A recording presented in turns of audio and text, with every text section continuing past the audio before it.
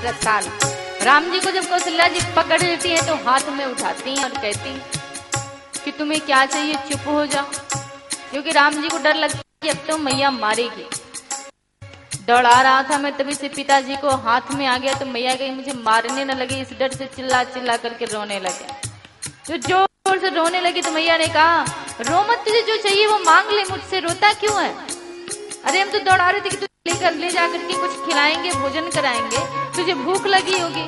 राम जी डर के मारे बस रोते ही जा रहे हैं। मैया लालच दे रही, कह रही है कि मोदक में बार साल, मोदक में बार साल, मन भावे सोले हुलाल, मन भावे सोले हुलाल।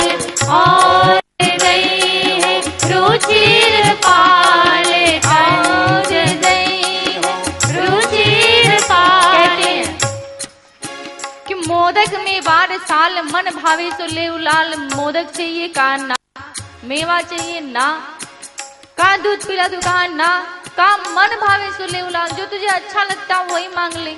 तो राम जी जब कहती हैं कौशल्या मैया जो अच्छा लगे वो मांग ले, क्या चाहिए? तो राम जी क्या कहते हैं, हंसी आ जाती है मैया कौशल्या को सुन करके कि हे भगवान, इसके लिए इतनी देरी से रोता जा रहा है। कहते हैं कि कंचन झुन झुनिया ठुमक चलत रामचंद्र, बाजत पैंजनिया ठुमक चलत रामचंद्र,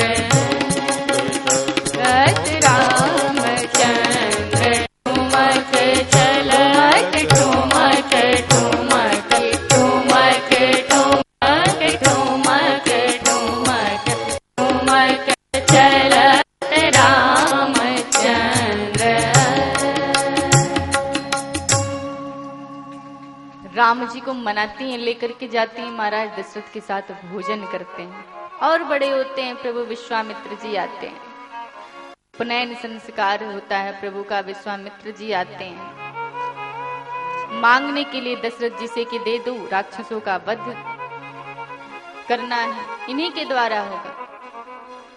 दशरथ जी देने में आनाकानी करने लगते हैं, नहीं सब सुत प्रिय मोहे प्राण की नाही, पर राम देत नहीं बनत गोसाई। मैं सारे पुत्रों को प्राणों के समान प्रेम करता हूं, लेकिन राम को देते नहीं बनता, राम को नहीं दे पाऊंगा। विश्वामित्र जी समझाने लगते हैं। एक मांगते थे, एक की कामना करते थे कि प्रभु मुझे एक दे दो। प्रभु कितने कृपालु हैं, एक की कामना किया तो प्रभु ने 4 दिया, और तुम एक मांगने पे 4 मिल गया तो 2 देने में आनाकानी कर रहे हो। ये दशरथ जी की नहीं, ये सारे संसार की समस्या है। भगवान से लोग कहते हैं कि प्रभु एक दे दो, एक दे दो। भगवान मेहरबान हो जाते हैं, कृपा करके 4 दे देते हैं, 4 गुना देते हैं। और जब प्रभु 4 गुना दे देते हैं, कोई 2 उसमें से दान मांगने के लिए चला है तो बस उनको लगता है कि ये तो मेरा ना, कैसे दूं मैं। इतनी ममता हो जाती है कि मांगते 1 पाते 4 और 2 भी देने में आनाकानी करने लगते हैं, 2 ही नहीं देना चाहते। विश्वामित्र जी कहते हैं याद करो, 1 के लिए तरसते थे, आज 4 दिया तो मैं 2 मांगने आया तो इतनी बड़ी समस्या हो गई। मनाया दशरथ जी को, दोनों को साथ लेकर के आए, ताड़ुका का वध किया, अहिल्या का उद्धार करवाया विश्वामित्र जी ने। और प्रभु आगे धनुष यज्ञ सुनी रघुकुल नाथा, धनुष यज्ञ सुनी रघुकुल नाथा, धरती चले मुनि वर के साथा, धरती चले मुनि वर के साथा, धनुष यज्ञ सुनी। धनुष यज्ञ की बात सुनकर प्रभु श्री राम प्रसन्न मुद्रा में विश्वामित्र जी के साथ जनकपुर की ओर बढ़े, जहां जनक ने प्रतिज्ञा की है कि जो शिवजी का धनुष तोड़ेगा उससे मैं अपनी कन्या का विवाह करूंगा। ऐसी प्रतिज्ञा क्यों की? क्योंकि जनक जी ने विचार किया। सीता जी ने एक बार धनुष को उठा लिया, जनक जी बाहर गए, सेवक को लगाया कि साफ सफाई करना, सीता जी से कहा कि तुम पूजा कर देना। लौट करके आए, देखा तो जिस स्थान पे धनुष रखा था उसके नीचे की भी सफाई हो गई है। बुलाया, सबसे पूछा कि इस धनुष को किसने उठाया, किसने इस स्थान की सफाई की? सबने कहा जानकी ने। जानकी को बुलाया, सीता जी को कहा किसने सफाई की? सीता जी ने कहा मैंने। कहा इस धनुष को तुमने उठाया? सीता जी ने कहा हाँ मैंने उठाया। महाराज जनक सोचने लगे कि जिस धनुष को लाने के लिए हाथी घोड़े ऊंट की आवश्यकता पड़ी उसको इसने कैसे उठाया होगा। दशरथ जनक जी ने पूछा कैसे उठाया, और सीता जी ने बड़े बोले स्वर में पुनः बाएं हाथ से उठाते हुए कहा ऐसे। जनक जी विचार करने लगे, ये तो शक्ति है, क्योंकि कोई साधारण कन्या इस धनुष को नहीं उठा सकती। विचार किया कि जब शक्ति उठाने में समर्थ है तो ब्रह्म तोड़ने में समर्थ होगा। ब्रह्म का पता कैसे लगाया जाए? तो उन्होंने यही विचार किया कि धनुष यज्ञ का आयोजन करते हैं, जो इसे तोड़ देगा मैं समझ जाऊंगा कि ब्रह्म है और उससे सीता का विवाह कर दूंगा।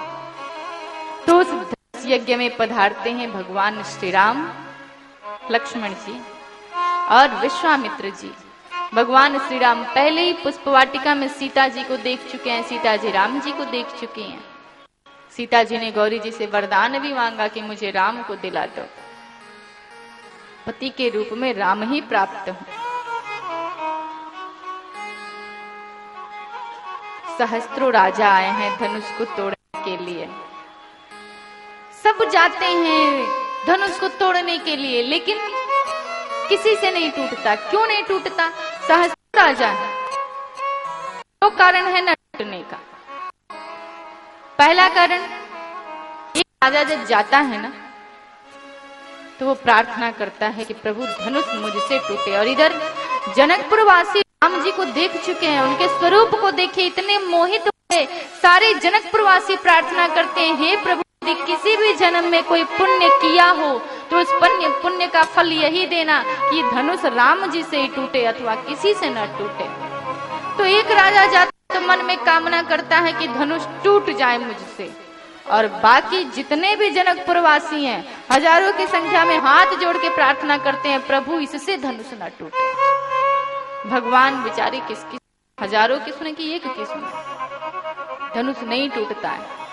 पहला कारण तो ये। दूसरा, विश्वामित्र समय शुभ जाने। राम जब धनुष तोड़ने गए, विश्वामित्र जी ने देखा अब वो शुभ घड़ी आ गई है जिस शुभ घड़ी में राम को धनुष तोड़ना है।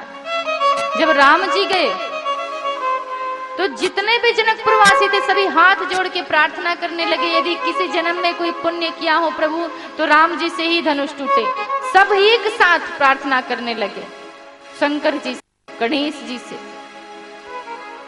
प्रभु श्री राम गए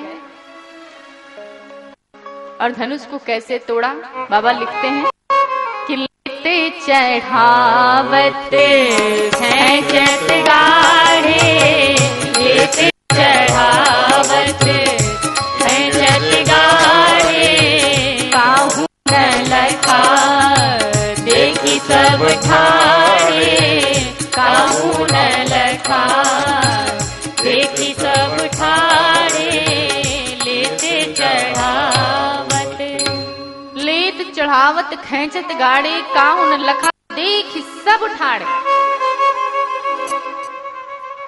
धनुष को प्रभु उठाए, कैसे चढ़ाया, कैसे खींचा, कैसे तोड़ा, किसी देखा ही नहीं, सब के सब वहीं बैठे रह गए और बहुत जोरों की आवाज हुई और धनुष टूट गया।